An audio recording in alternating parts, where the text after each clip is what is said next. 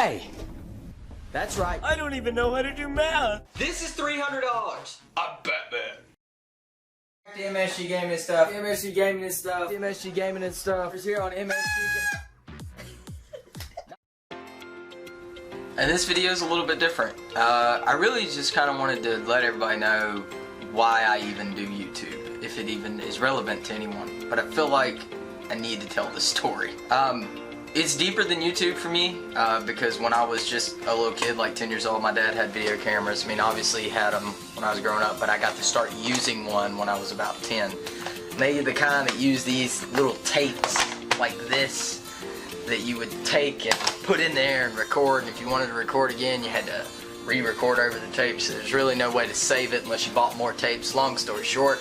But I've always wanted to just entertain people, and then if it ever did go anywhere, I always wanted to use that platform to help people. I've just always wanted to entertain people, and I guess that's what it really boils down to at the end of the day, is I feel like if I can make one person laugh or make one person's day brighter, then I'm doing what I set out to do. That's a little bit about me. Let's take a look at some extremely old footage, and let's pop one of these things in. I think that what you did back in the like Stone Age. I love you, mother. I mean, yeah, dude. We're the twin brothers. We love each other. No, we don't. Oh, no, we don't. 6 right 7. Cause 7 ain't 9. Yeah.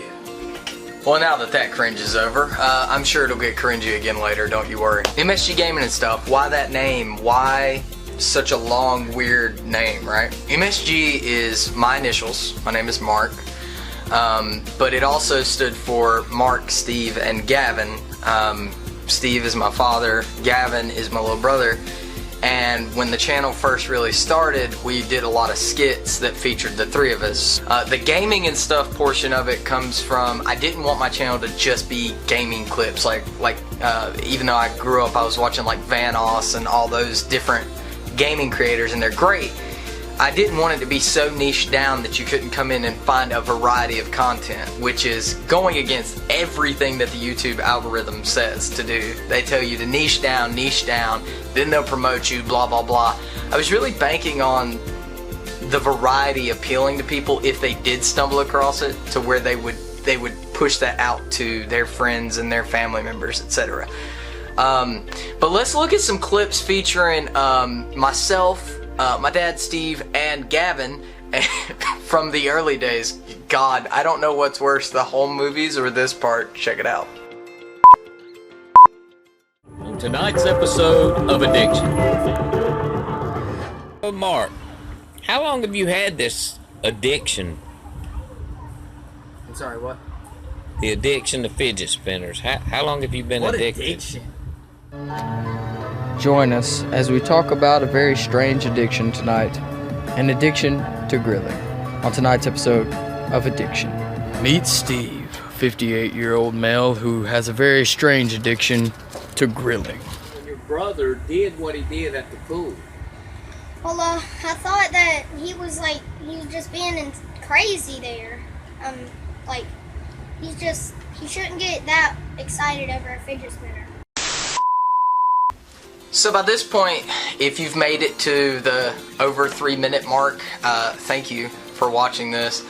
But also, I kind of want to give you an idea of why I made this video. I have been doing YouTube for several years now, almost a decade. Deleted some channels, started doing this again. The oldest video on here is about 5-6 years old.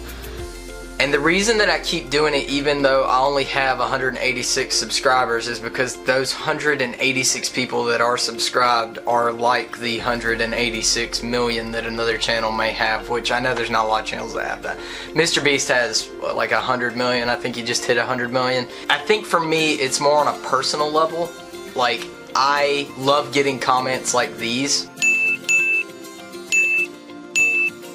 And when you get positive feedback from people that really sat down and thoroughly enjoyed your content, even if it's hit or miss, for me, like I said earlier, that's enough. To reach one person, make their day brighter, it's enough.